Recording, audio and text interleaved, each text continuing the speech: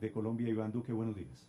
Muy buenos días, Néstor. Un saludo muy especial para usted, para sus compañeros en la mesa de trabajo y para toda la audiencia de Blue Radio. Presidente, estos 2 años, producto del coronavirus, me imagino, han sido muy diferentes a lo que usted tenía en mente cuando arrancó. Pues, Néstor, sin lugar a dudas, una pandemia es una tragedia mundial. Y obviamente estamos hablando de una pandemia que ha traído repercusiones no solamente en la salud, ha traído repercusiones en la economía, en el comercio, en la movilidad, en los hábitos ciudadanos. Y sin lugar a dudas, yo creo que ese es el reto más grande que vive la humanidad, por lo menos desde la Segunda Guerra Mundial. Es una situación inédita, es la primera pandemia de un mundo globalizado y por lo tanto creo que el reto es grande porque se trata de enfrentarla, de administrar esta situación y al mismo tiempo de recuperar de manera gradual y con mucha responsabilidad toda la vida productiva. Mucho más cuando yo escuchaba hace un rato que usted informaba lo que estaba diciendo la OMS hoy, donde ellos todavía no tienen un pronóstico optimista, es decir, esto va a estar para largo y yo creo que la mejor manera de administrar esto pues tiene que ver con proteger la vida y la salud y al mismo tiempo recuperar la vida productiva. Ese es el reto grande y nadie podía anticipar una circunstancia de esta naturaleza, no en estas dimensiones y yo de todas formas, Néstor, siempre mantengo optimismo y mantengo un gran sentido de lucha frente a estas adversidades y yo creo que este es un país que tiene mucho para salir adelante, tiene unas condiciones de resiliencia, de comportamiento ciudadano que si lo hacemos bien todos y en equipo podremos navegar esta circunstancia. Presidente, para los 2 años de su gobierno que quedan, ¿cuál es la prioridad en medio de esta pandemia? Pues Néstor, yo como lo decía ahora, yo creo que tenemos dos temas que son muy importantes. El primero es que estamos frente a un enemigo invisible que es este virus. Y este es un virus que va a estar mucho más tiempo del que todos quisiéramos. Es un virus para el cual no hay vacuna, es un virus para el cual no hay tratamiento. Además, las personas que lo han contraído no adquieren inmunidad, por lo menos no de manera aprobada. Y fuera de eso, tenemos que seguir en términos de salud enfrentándolo, manejando una situación tan compleja. Y yo creo que el otro reto es reactivar nuestro país, porque lo que hemos visto es que no solamente son las vidas humanas que tristemente se han perdido por esta pandemia, también son las vidas de los empleos, de las micro, pequeñas, medianas y grandes empresas en el mundo entero. Entonces, el otro gran objetivo que tenemos, que va de la mano con proteger la vida y la salud, es cómo logramos una reactivación de nuestra economía que se haga con responsabilidad para mantener los resultados sociales que Colombia ha conquistado en las últimas décadas y seguirlos profundizando y seguir ampliando la clase media y por supuesto seguir protegiendo a los más vulnerables. Yo creo que lo que nosotros le hemos planteado a Colombia con el compromiso con Colombia, que es un compromiso de generación de empleo, de inversión, de reactivación con responsabilidad de sectores, será fundamental porque necesitamos recuperar crecimiento, porque ese crecimiento también se traduce en beneficios para toda la sociedad. Sí, presidente, cuando termine la cuarentena, en caso de que termine el 31 de agosto, Colombia será tal vez el país más encerrado en el mundo. Habremos pasado 160 días técnicamente encerrados, aunque hay una gran cantidad de excepciones. ¿Por qué no encierro?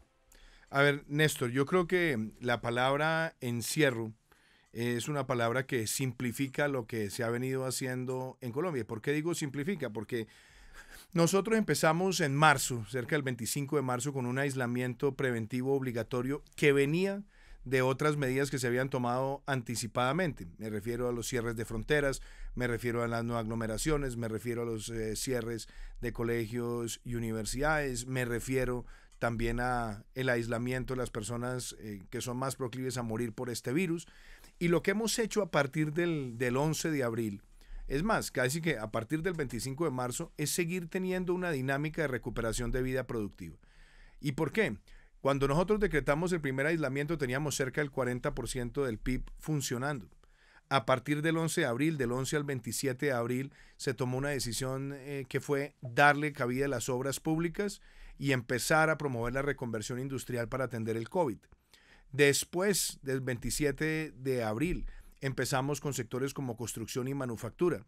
Después empezamos con aspectos de comercio y prácticamente hoy, desde el punto de vista de la oferta productiva del país, estamos por el orden del 90%. ¿Qué nos hace falta? Nos hace falta muchos elementos de comercio, turismo, algo de transporte y básicamente lo que hemos hecho es mantener el criterio de aislamiento preventivo, pero ir haciendo diferenciaciones regionalizadas. Hay municipios sin afectación, con baja afectación, con moderada afectación, con alta afectación y tomando medidas específicas para cada uno de ellos. Se han avanzado en pilotos, se han avanzado en recuperación de vida productiva también en muchos de ellos y básicamente cuando usted mira lo que tenemos hoy en el aislamiento, quienes están preferentemente en un aislamiento más estricto son las personas mayores de 70 años, las personas que van de niños hasta los 18 años, también con restricciones, tienen al igual que los mayores de 70 años un tiempo de esparcimiento, pero están aislados, personas que están haciendo teletrabajo, personas con comorbilidades, es decir, nosotros tenemos en este momento alrededor del 57% de la población cobijado bajo estas normas que son de aislamiento. Y en la medida que nosotros vayamos pasando picos y sigamos avanzando, yo creo que iremos haciendo una recuperación. Entonces yo no hablaría de un encierro de 160 días, lo que hablaría es de un concepto de aislamiento que ha ido tomando decisiones progresivas y que las ha ido tomando donde nosotros vamos recuperando aspectos importantes de nuestra vida productiva y también de nuestra vida de comportamiento en sociedad. 57% me dice usted son los que están activos. 57%, Néstor, debería ser el porcentaje de población que debería estar en este momento aislado. ¿Por qué le digo 57%? Porque usted incluye 4 segmentos. Mayores de 70 años, entonces ahí usted tiene aproximadamente, estoy haciéndole cálculos a mano alzada, aproximadamente unos 4 millones de personas. Después usted tiene personas que están entre los 5 y los 18 años, ahí tiene otro porcentaje importante que podemos estar hablando también de, póngale otros 5 millones de personas. Tenemos personas con comorbilidades y personas con teletrabajo, podemos estar hablando de alrededor de unos 5 o 6 millones de personas más. Entonces, nosotros tenemos un porcentaje de la población que está cobijado por estas normas y yo también quiero destacar que muchas de las labores que se ha hecho en ir haciendo esa recuperación progresiva y enfocado en los sectores de mayor vulnerabilidad es lo que a la fecha nos permite, Néstor, tener una letalidad comparativamente con el mundo y con otros países de la región relativamente baja. Y también cuando miramos el indicador de muertes por millón, yo creo que también es importante considerar lo que Colombia ha logrado. ¿Y por qué? Porque las personas mayores de 70 años, Néstor, representan más del 50% de las personas que han fallecido por COVID-19. Y la otra cosa que es importante destacar es que las personas con comorbilidades y preexistencias que están entre 60 y 69 años pueden ser del orden del 24% de las personas que han fallecido, es decir, más del 70% están en ese sector. Y cuando hablamos de los jóvenes es para que también ellos, que no son los que más se ven afectados en letalidad, pero sí son los que más adquieren o pueden adquirir el virus y pueden ser vectores de contagio, también tengamos ahí un sector de la población con relativo control. Sí, señor presidente, ¿cuándo es el pico de la pandemia? ¿Cuándo llegamos al punto más alto de contagio con el coronavirus? Néstor, mire, por ejemplo, y me parece importante poner este contexto. ¿Cómo estábamos en marzo? Yo recuerdo que en alguna ocasión ustedes me invitaron y nosotros estábamos hablando de los escenarios en marzo. Si no se hubieran tomado todas las medidas que se han tomado, nosotros hubiéramos llegado a un pico muy empinado a finales del mes de mayo, que hubiera podido colapsar el sistema de salud. Estaríamos hablando de más de 1.300.000 contagiados y por otro lado pues habría un escenario catastrófico en términos de mortalidad. Yo creo que todas las medidas han permitido que, por un lado, quitarle velocidad reproductiva al virus, permitirnos fortalecer las capacidades del sistema de salud y lo que hemos venido analizando con la Organización Mundial de la Salud y la Organización Panamericana de la Salud es que la pandemia se ha ido comportando de manera distinta en lugares del territorio. Y nosotros podríamos decir que ya Leticia pasó un pico muy fuerte, podríamos decir Tumaco pasó un pico muy fuerte, Barranquilla inclusive podríamos decir enfrentó un pico muy fuerte y lo que tenemos también en ese comportamiento disímil en el territorio es ahora presión sobre otros centros urbanos como es el caso de Bogotá o como ha sido el caso de Cali o como ha sido el caso de Medellín. Entonces por eso con la información disponible hoy yo creo que hemos ido acompañando decisiones de los gobiernos locales y trabajándolas con ellos para focalizar, segmentar y hacer aislamientos epidemiológicos que tengan impacto. Entonces, cuando usted me pregunta, ¿hay un pico nacional? Yo más que hablar de un pico nacional, creo que hemos visto picos de manera regionalizada y eso nos ha permitido también hacer intervenciones. ¿Que es estresante? Lo es. ¿Que trae retos enormes? Los trae, pero creo que ese enfoque diferenciado es importante y así también lo han ido mostrando las cifras del Instituto Nacional de Salud y la valoración que hacen los expertos. Cómo se comporta la pandemia por ciudades y cómo se han ido manejando esas intervenciones. Pero con las informaciones, con los datos que usted tiene, presidente, estamos en este momento en general. Es posible que una ciudad un poquito más adelantada, otra más atrasada. ¿Estamos en el pico en este momento en Colombia? Pues yo creo, Néstor, que la visión que nos dan los epidemiólogos y los infectólogos es que, por ejemplo, en una ciudad como Bogotá, los ciclos de mayor presión pueden ser ciclos de aproximadamente 6 semanas. Y algunos dicen que ya de esas 6 se han transcurrido aproximadamente 2, que estaremos entrando a la tercera semana. Pero yo no me quiero poner acá de epidemiólogo, porque esa no es ni mi profesión ni mi competencia. Lo que pasa es que creo que en el análisis que nos han dado, efectivamente lo que ellos dicen es, puede que la ciudad de Bogotá esté en este momento transitando por ese pico y se ve en cifras, como lo hizo Barranquilla hace 2, 3 o 4 semanas. En el caso de Cali, por ejemplo, Cali puede estar también en una circunstancia similar, pero Cali con un comportamiento, yo diría, más estable. Va creciendo, pero no a una velocidad tan grande. Y en el caso de Antioquia, en el caso de Medellín, también estamos ante semanas que van a traer importantes retos. Que, por cierto, en esto, Néstor, no hay fórmulas mágicas. Y de hecho hay lugares del territorio y lugares del mundo que actuaron muy bien ejerciendo control al comienzo y posponiendo esa velocidad de crecimiento, pero después, como es una pandemia, empieza a generar presión sobre el crecimiento de contagios. Y es allí donde las intervenciones tienen un mérito para hacerse oportunamente. Pero si la pregunta suya es, porque tenemos 2 o 3 centros urbanos altamente poblados en una presión, ¿esto pues incidirá en una reflexión nacional? Seguramente. Y mucho más cuando tenemos una ciudad como Bogotá, que tiene un peso tan grande en la población del país. Pero también creo que en la medida en la que Bogotá, con las medidas adoptadas, ha ido restando velocidad, pues eso va a permitir transitar por momentos de alto desafío y teniendo capacidad de respuesta. Presidente, de la vacuna al coronavirus que usted ha dicho y todo el mundo sabe que será, pues todos la esperamos con ansiedad. ¿En qué está Colombia? ¿Por qué Colombia ha firmado acuerdos de confidencialidad? ¿Por qué el tema lo están manejando con cierta reserva? A ver, primero, Néstor, hay que reconocer que frente a los temas de vacunas, Colombia ha sido un país muy reconocido internacionalmente. De hecho, Colombia es uno de los países en América Latina que tiene uno de los mejores sistemas de inmunización. Fuimos un país que logró liberarse del sarampión, tuvimos un brote el año pasado, lo enfrentamos, la OMS nos reconoció, tenemos un equipo de epidemiólogos de campo muy buenos y tenemos un equipo de inmunización en el Ministerio de Salud que históricamente ha sido reconocido. Y obviamente nosotros lo que buscamos es tener 3 aproximaciones. Una aproximación multilateral en la que se viene avanzando, que es lo que se conoce como la estrategia COVAX, donde están participando organismos internacionales, organismos de filantropía internacional, y ahí estamos haciendo parte de la conversación. Existe otro esquema que se conoce como el esquema Gavi, que es un esquema que se trabaja con la Organización Panamericana de la Salud y es un sistema también de distribución y universalización de los programas de inmunización en la población. Pero también es importante ir teniendo aproximaciones de carácter bilateral con algunos de los eventuales productores. Son muchos ejercicios los que se están haciendo en el mundo, son más de 20 o 25, Néstor. Pero obviamente lo que nosotros queremos es aproximar a aquellos que, por lo menos por su tradición, tengan la probabilidad de ser exitosos en este avance.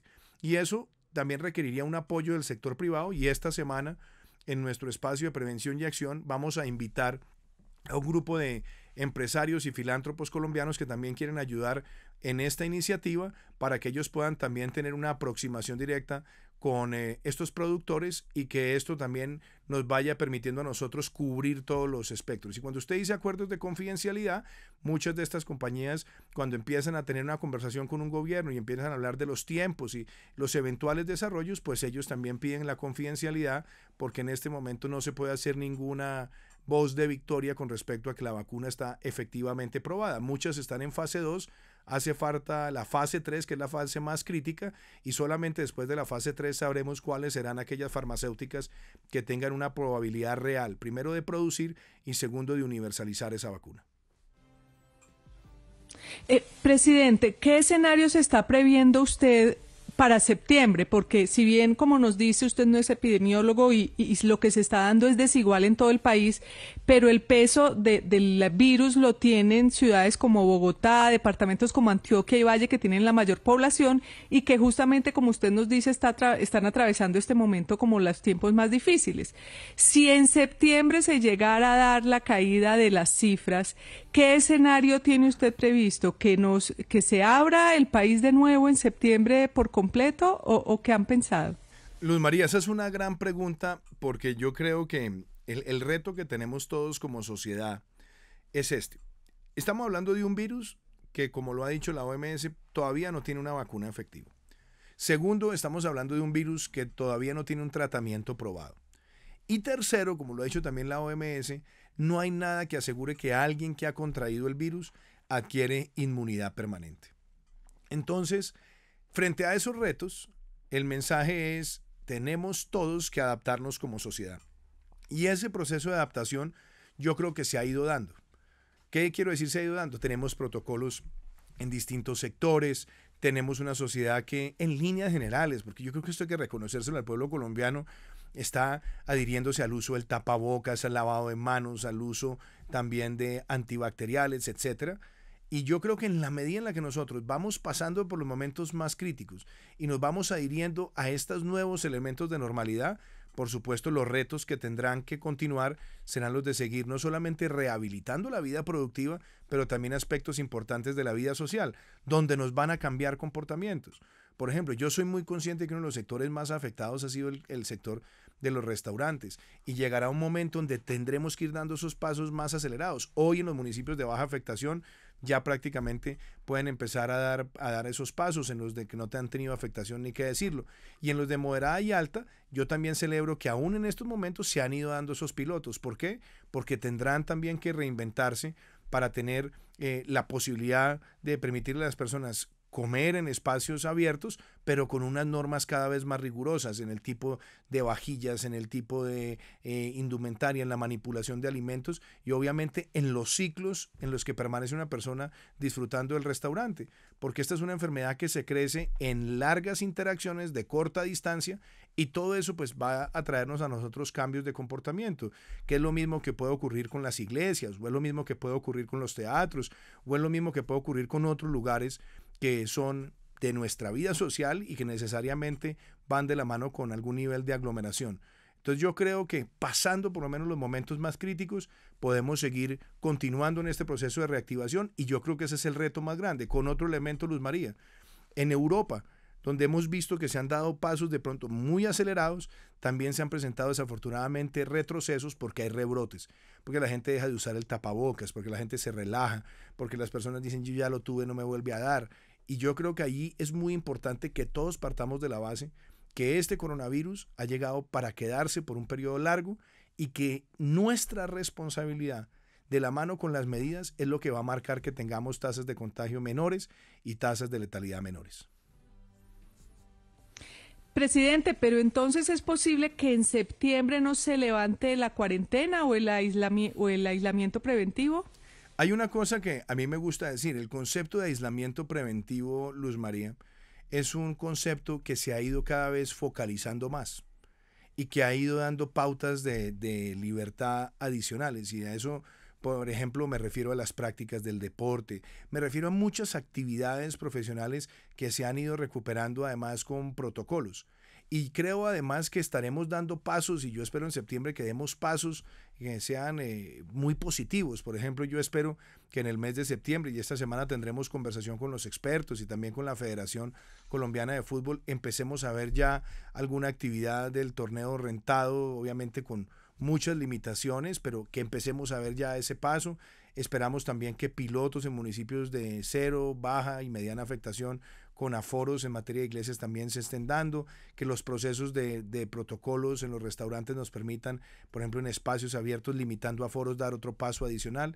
Yo creo y espero, Luz María, porque no, en esto no puedo hacer ningún pronunciamiento que suene como una aventura. Yo espero que pasados los momentos más críticos, por lo menos del mes de agosto, nosotros podamos seguir en el mes de septiembre avanzando en esa reactivación. Y el concepto del aislamiento, pues es un concepto que mantiene una luz de alerta, sobre todo en sectores de la población que pueden ser altamente vulnerables a los ataques de esta enfermedad. Y algo que me parece importante también decirlo, quizás yo nunca lo he mencionado, o lo he mencionado, pero no le he hecho tanto énfasis y hoy se lo quiero hacer. Sí tenemos una condición, y es que más del 85, casi el 90% de las personas que han fallecido por COVID-19 son personas que han tenido preexistencias o comorbilidades. Y yo creo que también ahí, en el concepto del aislamiento, vamos a tener que ser cada vez más estrictos para salvar vidas y para retomar vida productiva. Sí, señor presidente, pero más allá de esto, estamos hablando entonces, usted dice de que si logramos llegar al pico de la pandemia y llegar a una meseta en septiembre, podríamos pensar en el regreso del fútbol, en la reapertura de iglesias, en la reapertura de restaurantes. Le pregunto, presidente, con mucho respeto, ¿el mensaje del gobierno nacional no ha sido un poco confuso, como dicen algunos analistas? Pues, porque mientras Colombia ocupa el puesto número 10 en total de número de contagios en el planeta, con 317.651 casos, y ocupa el puesto número 12 en total de número de muertos, con 10.650. Estamos hablando dos lenguajes distintos y la gente puede confundirse. Por un lado estamos subiendo la pandemia y por otro lado tenemos a la ministra de Transporte hablando de aumentar la capacidad del transporte masivo. Estamos hablando de fútbol, de restaurantes y de iglesias. ¿No es un mensaje un poco confuso para el colombiano del común? Pues vea, Ricardo, a mí me parece muy bien que usted me traiga a colación esas cifras, porque las cifras es importante también tenerlas en contexto. Entonces, empecemos por la primera. Cuando este virus, dice la OMS, que no tiene vacuna, cuando dice la OMS que frente a este virus no hay tratamiento, cuando dice la OMS que frente a este virus no hay inmunidad, y cuando dice la OMS, como ustedes mismos lo dijeron hace unos minutos, que seguramente hay un riesgo de que no haya una solución, pues claramente lo que nos está diciendo la OMS es que aquí nadie se puede quedar encerrado indefinidamente. Y por eso la información es tan importante. Ahora usted dice, Colombia tiene 317.000 contagiados. Colombia ha venido haciendo un ejercicio muy importante en materia de pruebas. Y lo ha venido haciendo de manera anticipada, porque muchos países de Europa tuvieron que salir a hacer pruebas ya cuando tenían en rojo las unidades de cuidado intensivo. La búsqueda activa de casos es fundamental, porque la búsqueda activa de casos significa que usted encuentra un positivo y rastrea los otros contactos. Y en la medida que usted haga más búsqueda activa, se va a encontrar con más casos. Pero qué importante también en ese análisis de las cifras, que nosotros reconozcamos las cosas en las que Colombia tiene comportamientos positivos. Por ejemplo, la letalidad. Colombia tiene una letalidad del 3.4%. Compárela con cualquiera de los países de Europa con tamaños similares o comparables con Colombia. Inclusive comparémoslo con otros países de América Latina. La letalidad de Colombia está por debajo de la de muchos países de la región con menos población. El número de muertes por millón de habitantes, porque las muertes en estas pandemias no se analizan de manera técnica con cifras agregadas, sino que se miran también con porcentajes de la población. Y las tasas de muertes por millón que tiene Colombia son tasas de muertes por millón que están por debajo de muchos países de Europa que son comparables en tamaño y muchos países de la región, incluyendo países que tienen menos población. Y fuera de eso, Colombia lleva desde el 11 de abril un proceso gradual de recuperación de la vida productiva, Ricardo. Esto no es que la vida productiva va a empezar a partir del 1 de septiembre. Nosotros, como le digo, ya estamos cercanos a un 90% de oferta de Producto Interno Bruto en proceso de reactivación. ¿Y qué nos queda? Avanzar en comercio, avanzar en turismo, avanzar en transporte. Y de hecho los propios expertos han dicho que en la medida que se usa el tapabocas y hay distanciamiento, también se pueden mejorar las condiciones de aforo en sistemas de transporte público. De hecho, en sistemas de transporte aéreo también en el mundo se están mejorando esas pautas. Y nosotros como sociedad también tenemos que dar esos mensajes. Y en el caso del torneo rentado de fútbol, por supuesto, el reinicio no incluye público. Eso no estamos hablando todavía de llegar a los estadios, pero también de irle dando a la ciudadanía espacios de recuperación de elementos de su cotidianidad, como también tiene que ocurrir con las iglesias. Entonces, yo no creo que los mensajes sean contradictorios, sino que tienen una consistencia. ¿Cuál es la consistencia? Que frente a esta pandemia tenemos que proteger la vida y la salud con capacidades, con prevención, con personal, con mecanismos de protección personal para el personal médico, y en paralelo ir recuperando una vida productiva que se necesita, porque para que exista un sistema de salud cada vez más robusto se necesita desarrollo económico y social, y para que haya desarrollo económico y social se necesita proteger la vida y la salud. Y algo que también es importante destacar es la diferenciación que nos han dado los expertos por categorías de municipios, y eso nos ha permitido hacer intervenciones que son cada vez de mayor precisión. La información que hay hoy, Ricardo, es la que nos permite hacer cercos epidemiológicos donde estamos viendo las aglomeraciones de contagio, donde estamos viendo que se puede perfeccionar la búsqueda activa, y no se le olvide una cosa, donde podemos enfrentar los conglomerados. Y yo creo que esos son procesos que Colombia viene dando positivamente. Sí, presidente, la mayoría de países que están por encima de Colombia tienen mucha más población que nosotros, el número total de casos y el número total de muertes. Pero la pregunta sobre eso es si usted considera que hoy la pandemia está controlada en Colombia o está fuera de control. Ricardo, en ningún lugar del mundo, yo creo que con contadas excepciones, que por lo menos pueden ser quizás islas con poca población y que tienen una gran capacidad de aislarse, yo creo que nadie en el mundo puede hablar hoy que tiene controlada una pandemia, porque en la medida que se aumentan libertades y flujos y movilidad, por supuesto trae efectos. Pero mire, yo quisiera mostrarle eso. Usted dice tienen más población que Colombia. Aquí podemos mirar algunos con más y unos con menos. Colombia tiene hoy, con cifras ayer, tiene 203 muertes por millón. Panamá, que tiene menos de 6 millones de habitantes, 336.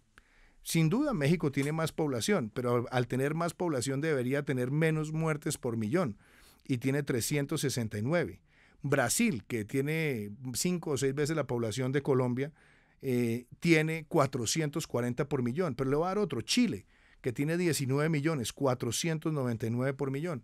Y le doy otra, Perú, que tiene también menos población que Colombia, tiene 578 por millón. Entonces, yo creo que estas comparaciones no son porque haya una competencia entre países, pero muestran también el desempeño. Este es un país de 50 millones de habitantes, con un inmenso territorio, más de 1.100.000 kilómetros cuadrados, con muchas diferencias territoriales, climáticas, muchas condiciones que son distintas. Y yo creo que si bien nosotros somos un país que no tiene el sistema de salud robusto que pueden tener muchos países desarrollados, yo creo que la manera en la que se ha actuado no solamente nos ha permitido enfrentar estos comportamientos regionalizados, sino que lo hemos hecho expandiendo en un 60% la capacidad de atención crítica, y lo hemos hecho también, Ricardo, mejorando el suministro y la dispersión de material de protección personal. Y quiero también destacar con una red de laboratorios que hoy tiene más de 100 laboratorios, unos mejores que otros, sin lugar a dudas, pero un país que ya está procesando desde el punto de vista de prácticas moleculares más de 36.000 pruebas. Yo creo que eso también muestra el avance que ha tenido Colombia enfrentando esta situación. Sí. Presidente, usted este fin de semana en una entrevista en El Espectador volvió a insistir, dijo, a nadie se le ocurre hacer una reforma tributaria en la mitad de una pandemia.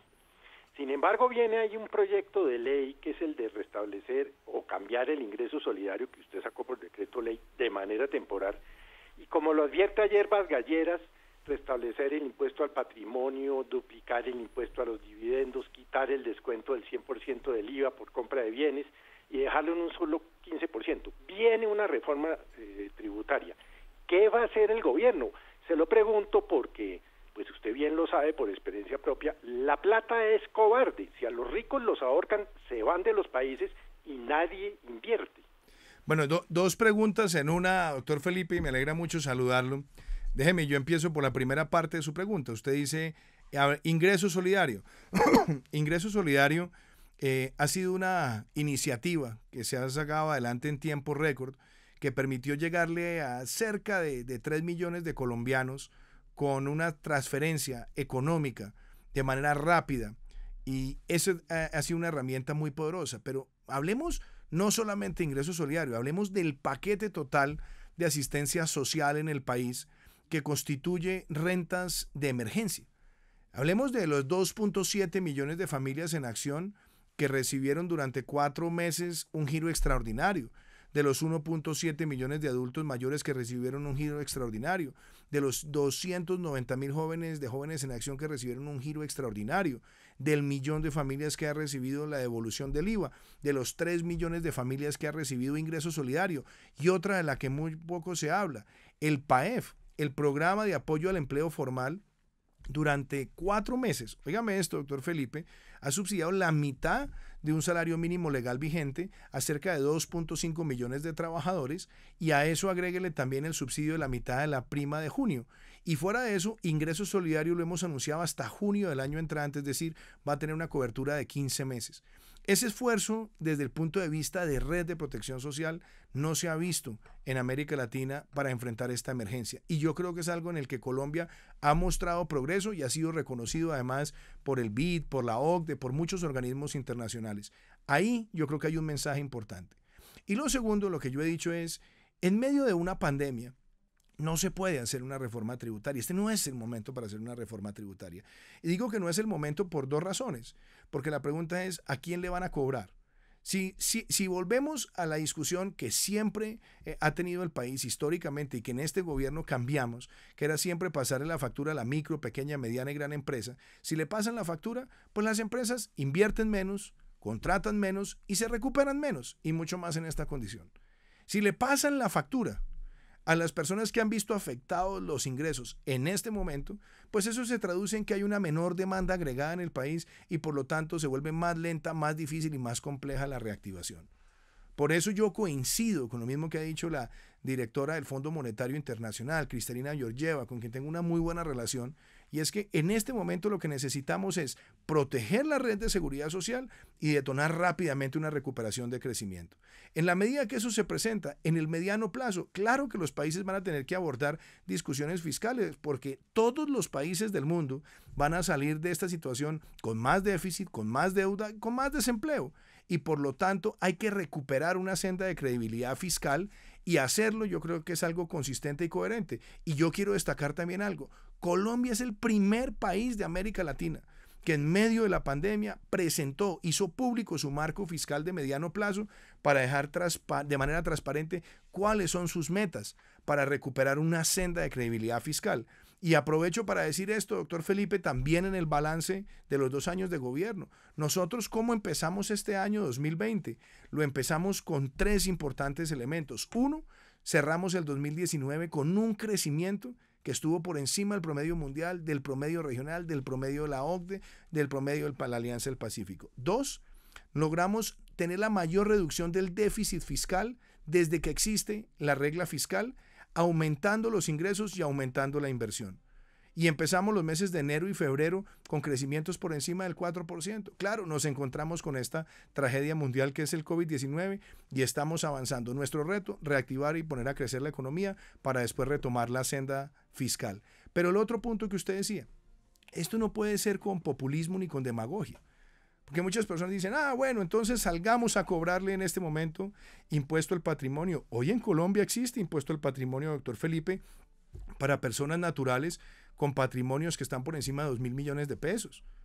Y ese es un mensaje que el país también tiene que recordar. Y lo segundo es que si se quieren aumentar esos impuestos al patrimonio, al final del día terminan siendo una manera de castigar el ahorro, porque uno lo que tiene que incentivar es la inversión.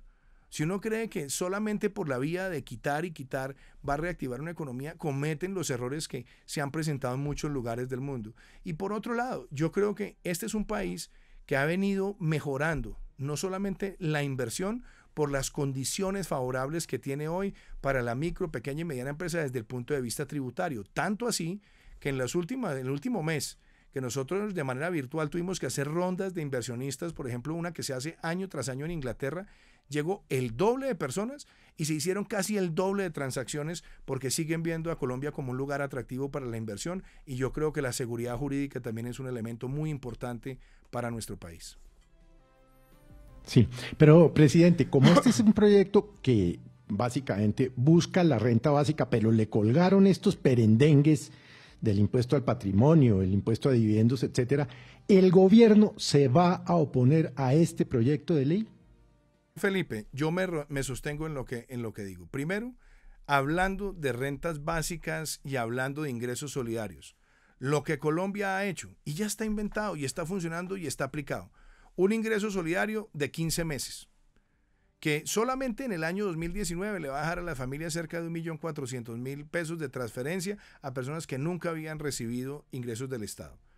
Que si le sumamos todos los demás mecanismos de protección social, estamos hablando de casi 10 millones de hogares, 30 millones de colombianos.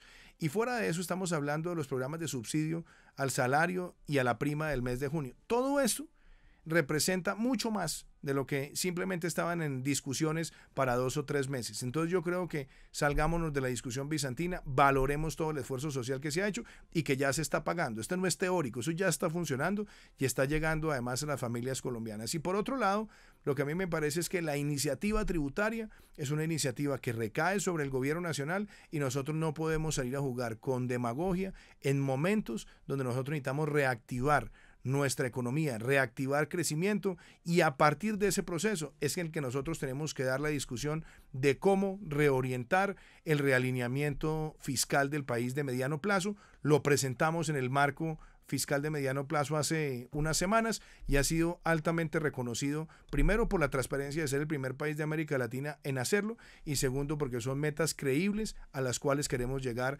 con este plan que nosotros hemos denominado Compromiso con Colombia. La respuesta, Felipe, a su pregunta es sí, el gobierno se va a oponer a ese proyecto de la oposición de renta básica. Paola.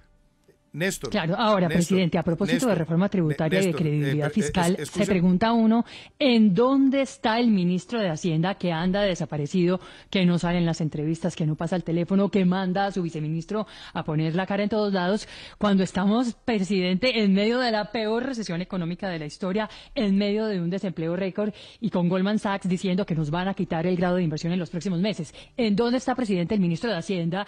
Y si el barco en crisis puede estar comandado por un capitán fantasma. Pues, Paola, a mí me parece un poco injusta su afirmación, porque el ministro de Hacienda y Crédito Público lo hemos visto aquí trabajando no solamente en el diseño de las dos emergencias económicas, preparando con el equipo jurídico del gobierno más de 100 decretos, lo hemos visto también con las calificadoras, lo hemos visto preparando el marco fiscal de mediano plazo, lo hemos visto también yendo al Congreso de la República con el presupuesto nacional, y aquí hay un equipo de gobierno que trabaja de manera integrada. Y algo que también quiero destacar: el ministro ha estado trabajando en una iniciativa que vamos a compartir con otros presidentes de América Latina para buscar alternativas de financiamiento complementario de carácter internacional y de largo plazo para el proceso de reactivación. Entonces, yo me siento muy contento de tener un equipo económico que está trabajando de manera intensa. Y usted sabe, de pronto el ministro da menos entrevistas de las que uno le gustaría que diera o las que muchas personas les gustaría, pero tenemos un ministro no solamente altamente competente, sino una persona que es reconocida internacionalmente como uno de los mejores economistas de América Latina. Y creo que el equipo que tenemos en este momento, donde está el viceministro Juan Alberto Londoño, donde está el viceministro Zárate, donde está el director de planeación Luis Alberto Rodríguez, donde está el ministro José Manuel Restrepo y otros miembros de otras carteras, todos estamos trabajando en un proyecto de reactivación que presentamos el 20 de julio, que se llama Compromiso con Colombia, que busca, uniendo inversión pública, privada, público-privada, superar los 100 billones de pesos, que esto nos ayude a generar cerca de 1 millón de empleos y nos ayude a enfrentar desde el punto de vista económico con una senda de recuperación esta tragedia mundial que es el COVID-19. Señor presidente, le propongo, nos quedan unos pocos minutos porque usted tiene su agenda, le agradezco que nos haya acompañado esta mañana. Le propongo que hagamos estas últimas preguntas con unas respuestas muy breves, si a usted le parece, ¿vale? Hágale, doctor Néstor. Señor presidente, esta semana la Corte Suprema de Justicia debe tomar una decisión que puede cambiar la vida, el rumbo político del país, tal vez la detención, la orden de captura contra el expresidente Álvaro Uribe. Hoy el Centro Democrático, su partido, presidente, publica un comunicado y está en una campaña durante todo el fin de semana sobre este tema, la posible medida de aseguramiento por un proceso judicial contra el senador Uribe. ¿Qué hace usted en caso de que Uribe sea detenido? Néstor, dos cosas. no entremos a la pregunta hipotética, pero entremos al fundamento de la pregunta. Y me parece importante que usted me la haga. Primero, uno en política puede ver muchas cosas. Uno en política puede tener muchas opiniones. En política hay personajes que generan amores, rechazos. En política hay personas que son controversiales. Pero yo quiero aprovechar la pregunta para decirle algo. Yo he tenido la oportunidad en la vida de conocer, de tratar, de construir una amistad con Álvaro Uribe Vélez. Y yo puedo decir que es una persona que la palabra honorabilidad le casa en todos los comportamientos de su vida.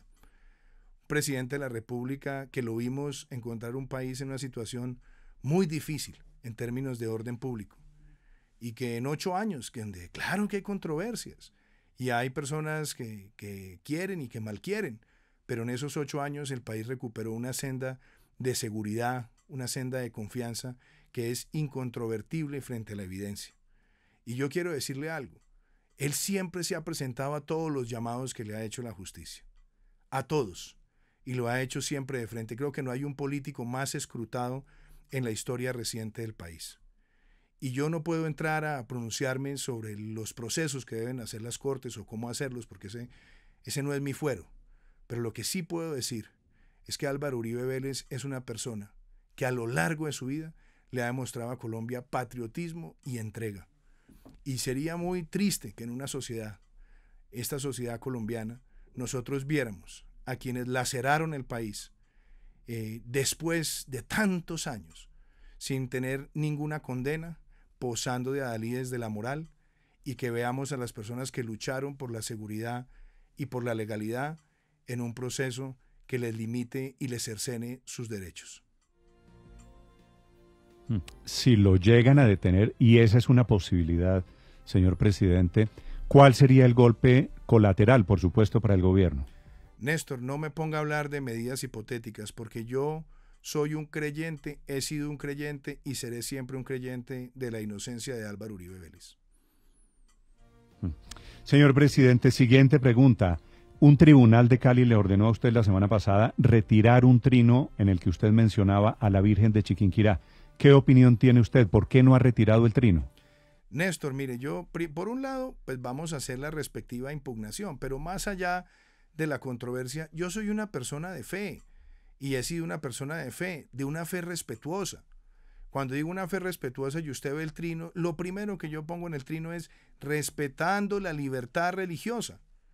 Estábamos conmemorando una fecha que ha sido una fecha nacional. Yo de hecho recuerdo que en los libros de historia se recuerda cómo hace 100 años Marco Fidel Suárez estuvo presente como presidente de la República en la coronación de la Virgen de Chiquinquirá y desde ese momento se conoce como patrona de Colombia. Es un término significativo en un país que ha tenido una mayoría católica, pero entendemos la Constitución del 91, que además me gustaría que después de que termine la entrevista, solamente en un ejercicio pedagógico, pudieran leer ustedes el preámbulo de la Constitución Nacional, donde se invoca el nombre de Dios para la carta política que nos orienta como sociedad. Y en el trino yo lo que dije es, respetando la libertad religiosa, invito a esta conmemoración, a una conmemoración que es un hecho histórico.